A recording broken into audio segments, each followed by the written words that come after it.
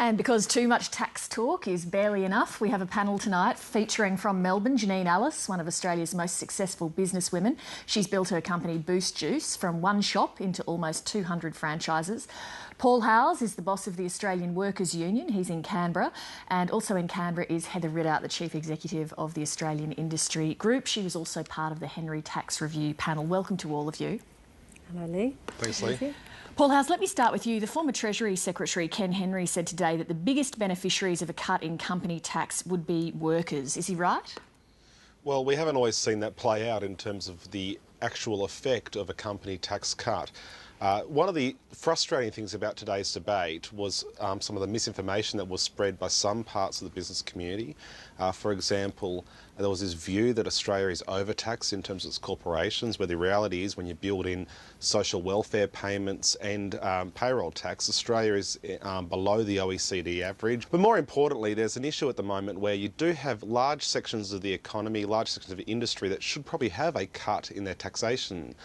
Manufacturing sector, the retail sector, the tourism sector, those trade exposed sectors which are doing it very tough at the moment.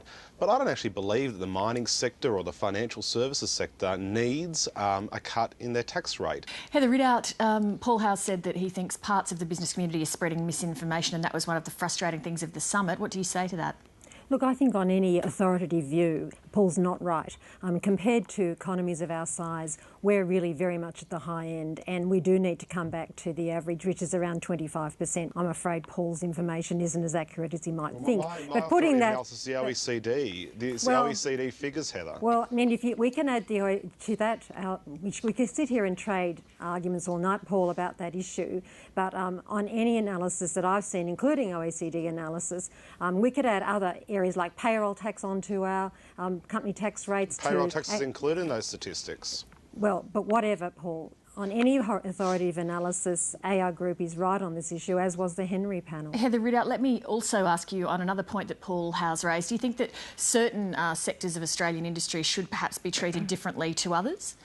Look, I think for large sections of the Australian economy, the tax system's not working as it should be at the moment. And frankly, if it was just at the moment, if we're in for a cyclical change and things are going to bounce back, that would be a different thing. But the conditions facing big sectors of the economy like manufacturing and tourism aren't going to change on the analysis that's presented to us by Treasury and other authorities. So what we need to see is how we reduce the burden of taxation on these sectors which are at the sharp end of the lopsided economy, the boom side of the gloom side of the boom economy. Janine Allis, we've heard a lot today from lobbyists and industry groups and academics, but you're somebody who's actually done the hard yards, building up a business from scratch into something very successful. What sort of changes do you think to Australia's tax system would help people in your position?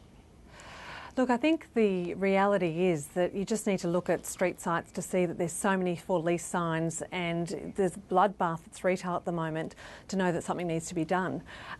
Every time something's been introduced by the government, the cost on the business for administrating it and for even the recent Labor thing that's come through, it's just making it harder and harder to make money in the Australian market. When you actually do a review, we're in a number of countries, and I look at the retail in Australia compared to other countries, and the margins in Australia are so much smaller than any other country. So I think a reduction in the corporate rate or the tax rate would certainly be a significant step forward. You obviously deal with lots of other business people in the course of running your business, your suppliers and so on. Are these the sort of messages you hear across the board, these issues of red tape and margins? Oh, absolutely. You know, I think the most relevant one for us at the moment is the recent changes in Labor. And, you know, what happens is that the margins are so tight anyway that they're putting in increased labour cost into the businesses, which are making these businesses not even marginal anymore. So I think it's important that whatever people do and whatever changes they do, they think about how to execute it, because that's what's happening. Whenever the government makes changes, their execution's appalling, and what happens is the cost of administrating it and the cost of fixing it comes onto the businesses. I mean, just the labour one that's changed, the cost in legal and understanding it, and as soon as you understand it, they change it. Paul Howes, what do you say to some of those points? Well, I don't quite understand what that point is. I mean, in terms of presume she's referring to the industrial relations system. Well, the coalition government changed the industrial relations system during its 11 years in power 5 times. But the important thing to remember that we as a nation have to decide is if we're going to cut company tax rates or one particular part of the taxation system, someone else has to pay for that. So who's going to pay for a cut in the company tax rate? Now, I support the current company tax rate cut because it's being paid for by the minerals resource rent tax. Now, if we're going to cut a company tax rate from 29% or 30% where it is at the moment to 25%, who makes up for that shortfall in terms of government revenue? Let me put that to Heather Ridout. That funds those crucial social wage services. Heather Ridout?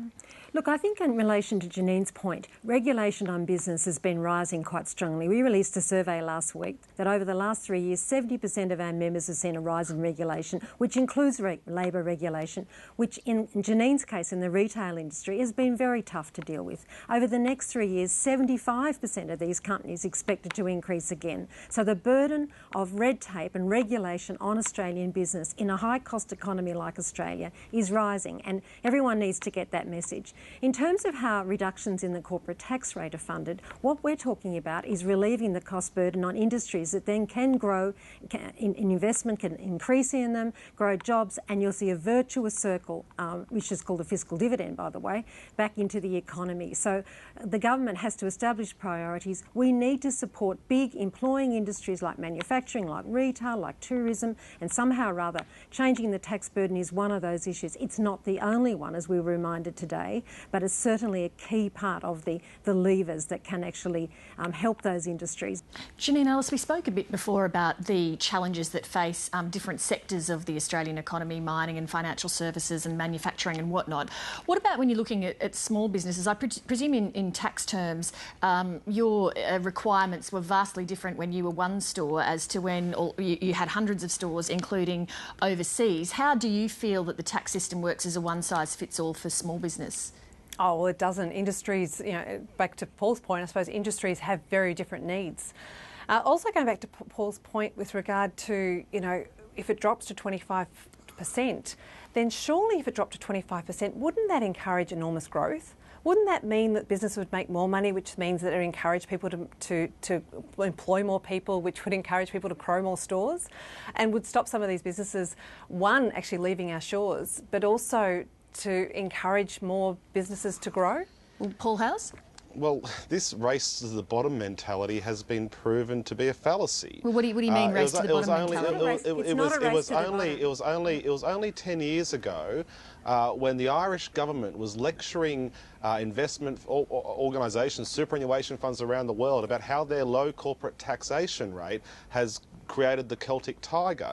So now Ireland moves from being the Celtic tiger 10 years ago to being the basket case of Europe as it is today because of this race to the bottom. Now I would love to be able to lower everyone's taxation rate. I would love to lower the company tax rate if I actually thought that we would have the other revenue available to fund our essential social services. Now, I do believe there is a solid argument and a solid case that some sectors of the economy, like manufacturing, like retail, like tourism, need their burden lightened. There is no argument about that. But I don't believe that the financial services industry has trouble attracting capital at the moment. I do not believe that the resources sector has any trouble attracting capital into the investment into their projects at the moment when you have a $200 billion pipeline. All right, Heather Ridout, Paul Howes, Janine Allis, thank you very much to all of you for making time to speak to us. Thank you. Thanks very much.